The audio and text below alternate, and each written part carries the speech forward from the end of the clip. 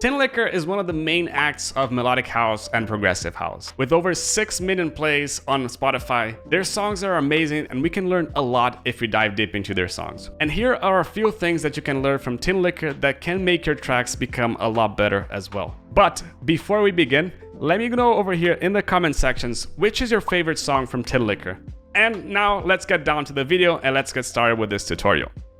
One of the things that I love about Tinlicker is how they have multiple songs and multiple genres. From hard stuff to chill stuff, they're literally everywhere in the melodic spectrum. They have some really chill stuff like the song Because You Move Me that you can listen to right here. Because you move me, baby, don't you prove. And you can also have some really hard stuff like Hypnotize, which you can listen to over here.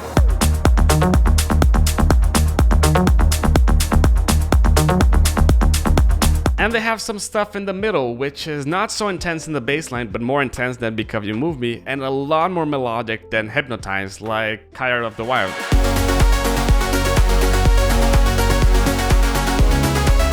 And the question is, why so many vibes? Well, in this way, they can have songs that work really well for clubs and songs that work really well for streaming platforms. And in this way, you get the best of both worlds. You get the plays and recognition and expanding your reach in streaming platforms, and you also have that intensity that you need when playing a live gig on dance floors and clubs. So don't limit yourself when producing and don't stick to just one vibe. Produce multiple vibes, multiple genres, and this will help you a lot. Not only it will help you by enhancing your skills as a producer, but it will also help you by getting the best of both worlds to you as well. And this takes us to our second point, which is essentially having really prominent bass lines in their songs. The thing that I love the most about Tinlicker's tracks is how intense their songs are, and especially the bass line and the percussion. Listen, for example, to the song You Take My Hand and listen how the song from the first bar of the drop one, how intense it is and how intense the bass line is as well.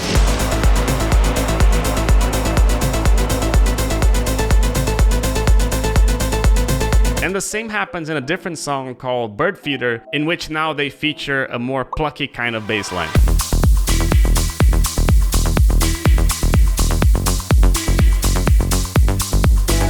Or even if they use a sustained kind of bass line, like in their song All That I Lost that they have just released, listen how intense the bass line is as well.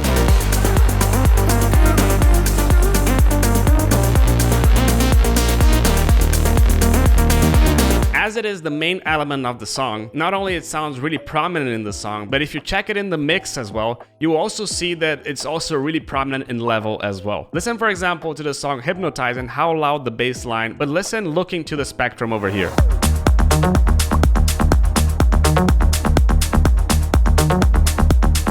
Can you see how the bass is louder than the kick itself, and that's why the bass is so prominent in this mix. The second thing that I love about these songs is how intense the percussions are. It's not a super complex drums group, but the few elements that they have, they are really intense and a lot more intense than what they have in their chiller songs. Listen, for example, to Bird Feeder.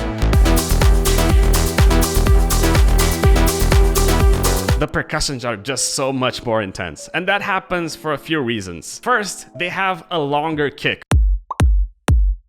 Second, a really powerful clap. Third, a 16th hat as well. And either they have an open hat, or sometimes they even have a ride acting as an open hat. Along with a really powerful bass line, this gives a lot of power to the songs, and that's perfect for dance floors. So if you want to do songs that are more powerful in the bass line, don't forget to push the loudness of the bass, but also don't forget to have percussions that follow and complement the intensity of that bass line. Now, at the same time that Tinlicker songs can get super aggressive, they also excel in doing super simple but effective songs. And that's something that we should embrace a little bit more as well. Simplicity is your friend. Listen to the song Because You Move Me with around 350 million plays on Spotify.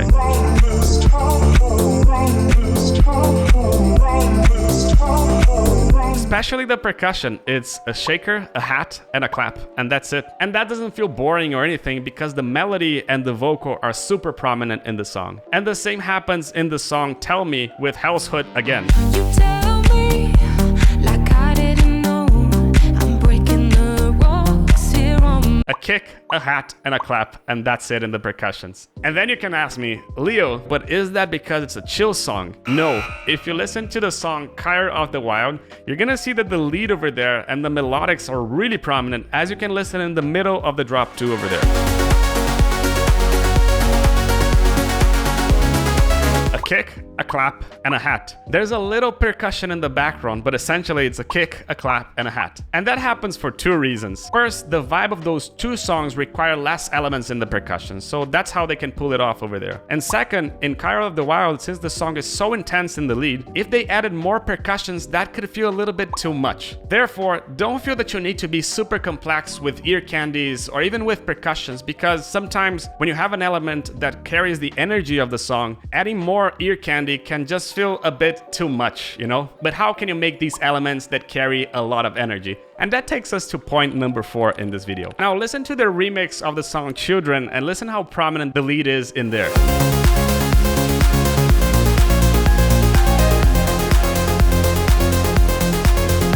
And then you can ask me, but Leo, can an ARP be a lead? And the answer is yes. If you listen to the song Lost Gravity, which is the most played song in their last album, the main lead of the song is an ARP.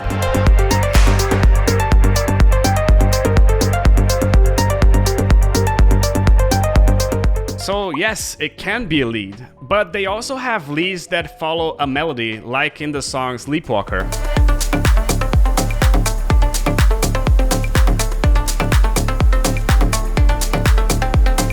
Tinlicker's leads helps a lot of the intensity of the song, and having them so prominent and so loud in the mix just makes the song a lot more intense and a lot better to listen to as well. But do you prefer songs with more prominent basses or more prominent leads? Let us know over here in the comments below. However, there are a few things that are worth mentioning over here about the leads of Tinlicker. First, because they have a lead and normally a background element like a chord or a piano, there's just so much stuff going on in the melodic side that adding more ear candy can just feel overwhelming. Listen to the drop 2 of Sleepwalker and listen to how it sounds like.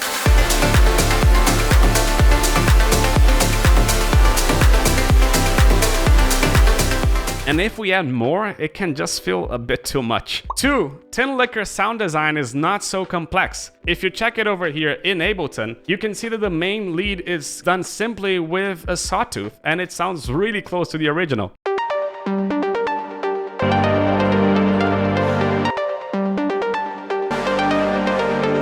So you don't need a really complex sound design if you have a really good melody, and people often underrate this. 3, it's not only about melody progressions, and ARPs can also be amazing leads as well, as we've listened multiple times right now. And 5th, the leads of the song evolve during the song. They start chiller in the middle of the drop, as you can listen over here. And they grow along with the song, as you can listen in the end of the drop. This intensity growth in Tinlicker's drums, bass lines, and percussions is part of why their songs are so great. Which takes us to our last point over here of this video. Using intensity as part of the storytelling is something that Tinlicker does amazingly. Listen, for example, to the first drop of Sleepwalker.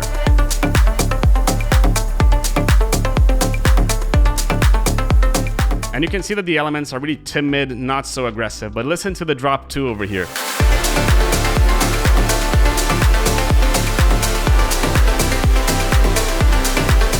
Now, the same thing happens with Voodoo with Ben Bomer, and listen how the drop 1 sounds like.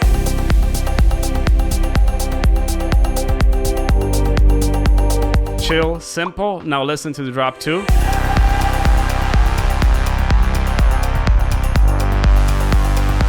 Aggressive and prominent. And that not only happens with more aggressive songs, but also with chiller songs like Soon You'll Be Gone. Listen to the drop 1, for example.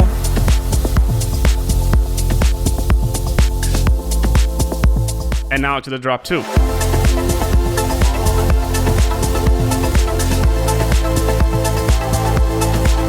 In these 3 songs, they're doing a few things to make their drop 2 a bit more intense. First, they're adding chords to make it a lot more prominent in the sound, as you can listen again in So You'll Be Gone. Second, they're opening the cutoff or adding a really prominent lead in the song, like happened in Voodoo over here.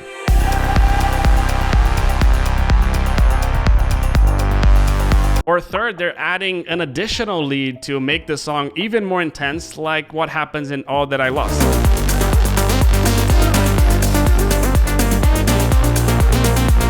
And you can notice that you have a main lead and a secondary lead, which wasn't there in drop 1.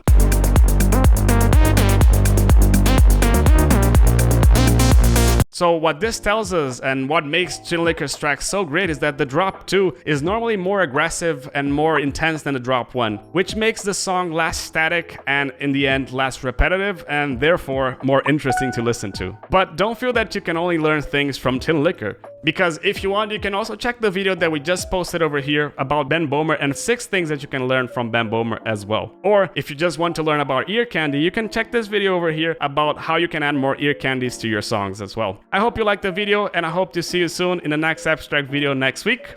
Ciao!